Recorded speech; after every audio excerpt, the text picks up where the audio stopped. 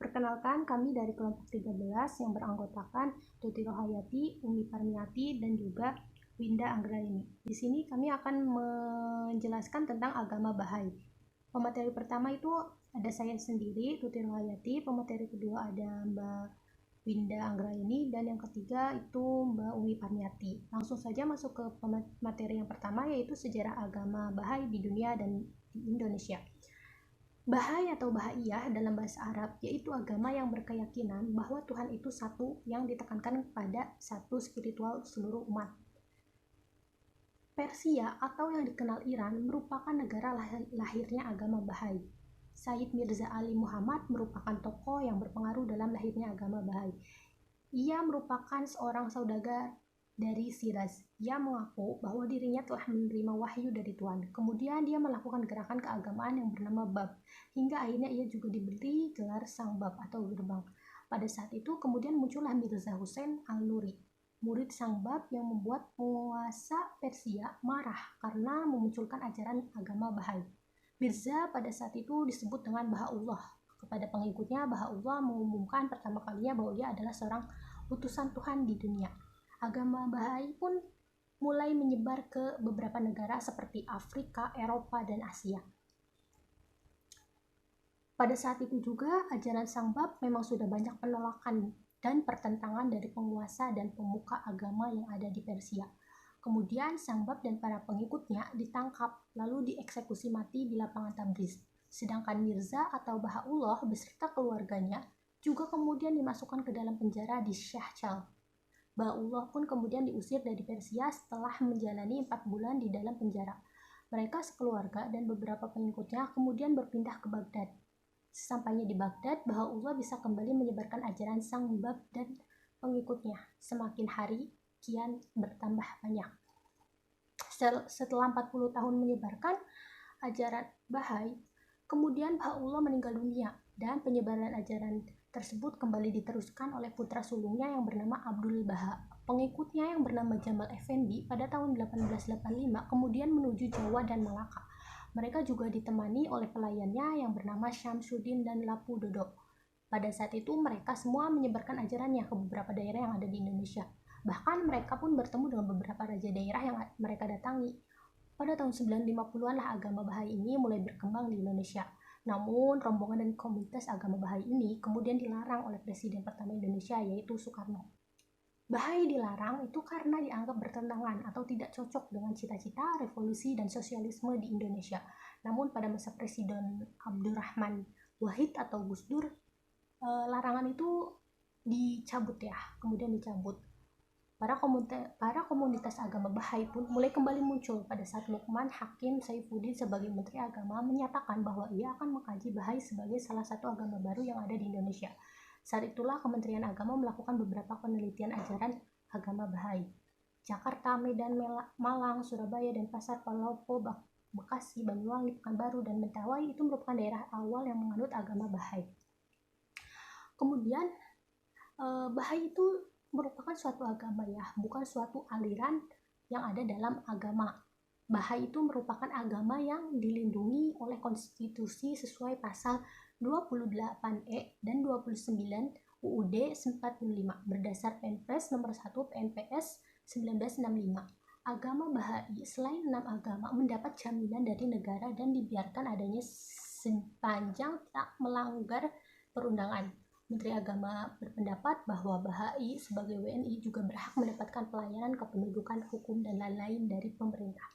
Oke, terima kasih. Untuk selanjutnya akan dilanjutkan oleh pemateri kedua, yaitu Mbak Wina Anggraini. Selanjutnya yaitu mengenai potret dan populasi agama Bahai di dunia dan di Indonesia. Yang pertama itu ada di dunia. Pada mulanya agama Bahai ini berkembang di Persia dan beberapa daerah timur yang merupakan kekuasaan Turki Utsmani. Ya, pada abad ke-21 ajaran ini itu mencapai 8 juta lebih dari 200 negara seluruh dunia. Yang selanjutnya yaitu Indonesia. Negara Indonesia ini telah menambah agama baru setelah agama Islam, Katolik, Kristen, dan Buddha. Dan ini itu sudah diakui keberadaannya oleh konstitusi, yaitu pasal 28E dan 29 Undang-Undang Dasar 1945. Dan PNPS nomor 1 PNPS 1965. Ya, Menteri Lukman ini berpendapat mengenai umat Bahai ini berhak mendapat layanan kependudukan, hukum, dan lain-lain dari pemerintah. Dari penelitian Kemenak, Lukman Hakim Syaifuddin, agama ini itu telah tersebar di beberapa daerah. Kurang lebih ada 5.000 orang yang menganut agama Bahai ini, yaitu seperti Jakarta 100 jiwa, Bandung 50 jiwa, Banyuwangi 220 jiwa, Malang 30 jiwa, sedangkan Medan ini mencapai 100 jiwa, Surabaya 98 jiwa, dan Palopo ini mencapai 80 jiwa. Di sini ada beberapa ciri khas dari agama Bahai ini yang mengajarkan 3 pilar kesatuan. Yang pertama itu ada Tuhan itu Esa atau satu, meskipun masing-masing orang menyebutnya dengan nama yang berbeda-beda. Yang kedua itu kesatuan agama, yaitu semua agama yang ada di muka bumi ini Tuhannya sama. Dan yang ketiga itu kesatuan kemanusiaan. Agama ini beranggapan bahwa semua ajaran agama itu berasal dari Tuhan dan saling mengisi dan melengkapi. Ya, sekian presentasi dari saya. Terima kasih. Ya, untuk materi selanjutnya oleh saya Umi Parmiati, NIM 18174022555 tentang ajaran hari besar dan ritual agama Bahai. Dalam agama Bahai terdapat 3 prinsip doktrin dan ajaran Bahai, yaitu kesatuan Tuhan, kesatuan kemanusiaan, dan kesatuan agama. Ajaran yang pertama dalam agama Bahai ini yaitu keesaan Tuhan. Baha'ullah mengajarkan kepada para penganutnya bahwa hanya ada satu Tuhan yang Maha Agung, yakni Tuhan yang Maha Esa yang telah mengirim para utusan Tuhan untuk membimbing manusia. Umat Bahai ini percaya bahwa Tuhan adalah Sang Pencipta alam semesta dan bersifat tak terhingga, tak terbatas, dan Maha Kuasa. Kemudian yang kedua itu tentang kesatuan umat manusia, yang menyebabkan manusia berpikir bahwa mereka berbeda satu sama lain ini ada banyak sebabnya. Ada orang yang berpikir tentang perbedaan warna kulit, yang mana orang yang berkulit putih itu lebih baik dari orang yang memiliki kulit gelap. Semua manusia adalah satu dan setara di hadapan Tuhan, dan mereka harus diperlakukan dengan baik, menghormati, dan harus saling menghargai menurut kepercayaan agama Bahai. Kemudian yang selanjutnya itu penghapusan prasangka.